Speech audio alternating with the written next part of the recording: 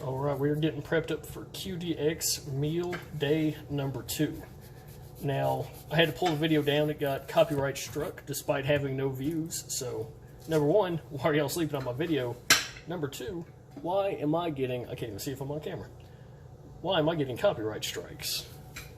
That's neither here nor there. So this is going to be some kielbasa, some onion, and some other goodies. Getting the onion just butchered here. I don't want y'all to think that I have anything approximating a knife game. I am previous level when it comes to cutting things in the kitchen. Now, honestly, I'm not a big onion fan, but I've had this recipe before, and I was genuinely impressed. So that is how we're going to do it. I'm just doing, half servings right now. So, moving on. Went ahead and did the whole onion just because I don't know how to store half stuff. So, can't have kielbasa, onion, and whatever those are called. I think cabbage. I don't know. It's like cabbage or it's lettuce. I got a head or something. That's all I can tell you for sure. So we got some kielbasa. Now, some of y'all might ask, well, Cody, it's processed. How does this stick to the QDX meal plan? I'll give you a very simple explanation. Because it's protein. The QDX meal plan is not about going paleo. It is not about getting you into ketosis. It is not about adhering to a particular dietary ideology. It is very simply about getting you to eat fewer carbohydrates. And not just carbohydrates that you get out of vegetables that you can get from milk. It's specifically about starchy foods and starchy / carbohydrate heavy processed foods. It's all about how you digest it and our endocrine response to the food that we take in. Because it's a short-term meal plan, that's the important part. We don't run it long-term, in which case if we did, we would need to make some extreme dietary changes compared to the QDX, the quick and dirty diet guide for faster fat loss, or the quick and dirty guide for guys to get great abs. I'm completely just messing this whole kielbasa situation up. I need y'all to forgive me for that. Oh, wait a minute, I'm not sorry, because I get to eat this little chip in the end here in a second. But this is going to be my protein. So we got the onion finished up, got this kielbasa done. Now, time for the cabbage. All right, got myself a medium head of cabbage here. Notice I am cutting lateral to the vein here, that way I don't get the ends root thingamajigger on there. According to every YouTube video I watch on how to prep stuff, and every expert I talk to, that would be what they call a bad time. I'm not looking to have dietary bad time at the beginning of my extreme phase 3 re-evolution / QDX implementation. This is much harder to cut, I think, than this video is giving it credit for.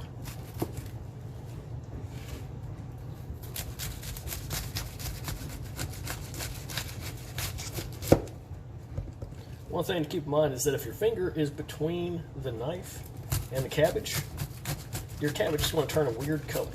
So we want to avoid that if at all possible. Because I'm pretty sure if you mix red and green, you get sick to your stomach. I could be wrong, which would be a first. But hey, this is a time of change, 2020.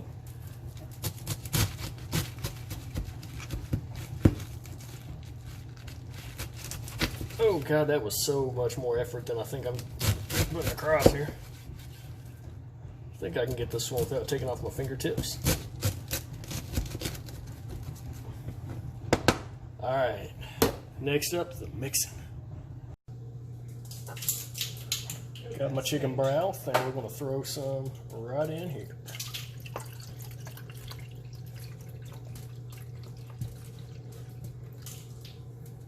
Can't tell me that's not the best cup of chicken broth ever poured in this video. The power of movie magic, I have mixed a half a teaspoon of salt and pepper. Alright, we're going to do a little extra with this here cabbage. I'm going to throw my salt and pepper that you just saw all over the cabbage.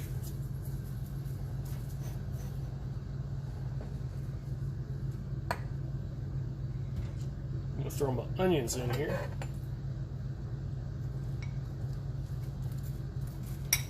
Yes, I am actually 100% Russian today. I don't know if y'all knew about this. But not to get y'all in a hurry, but I am Russian. I laughed. I don't care if y'all did. This is more for me than you, if I'm being honest with myself. Because I'm the one that has to eat this. Just gonna dab our mustard out here in a very surgical fashion. Somehow there's more in here, and it's deeper into the cup, and the cup hasn't gotten any bigger.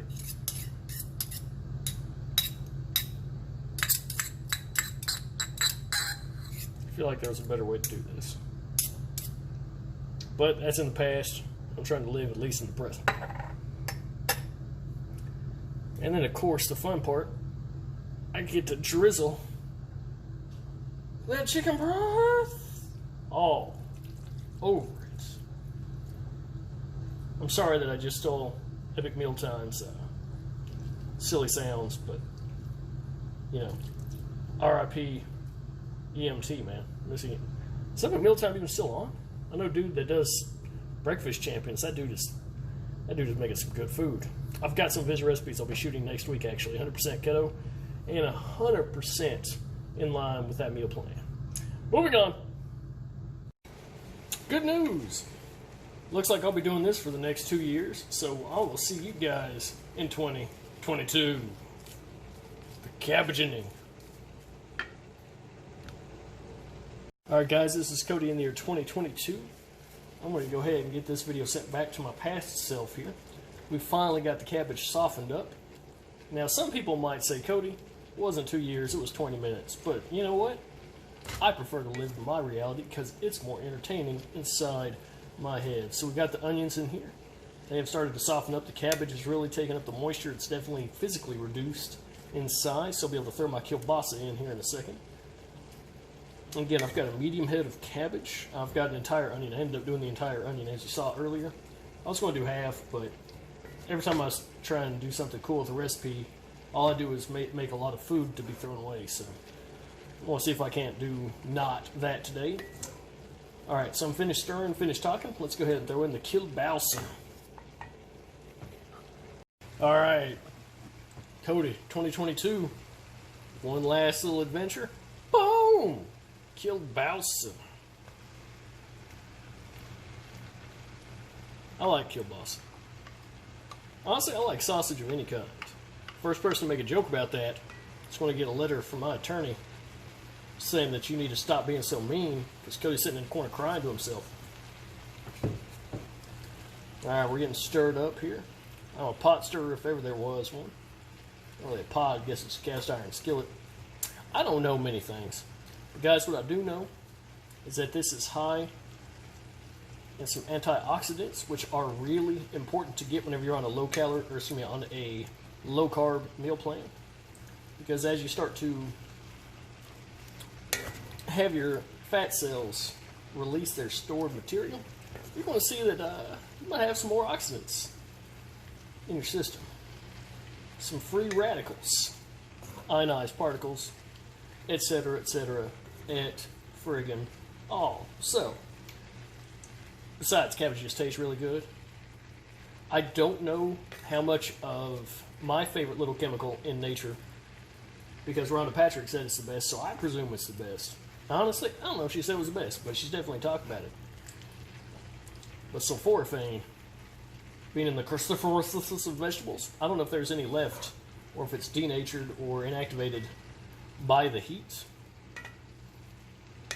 But if it's in there, it's in there. Plus, it's cabbage. It tastes pretty good. Onions, apparently they're used to bring out the thing. I don't cook with onions typically because I'm boring.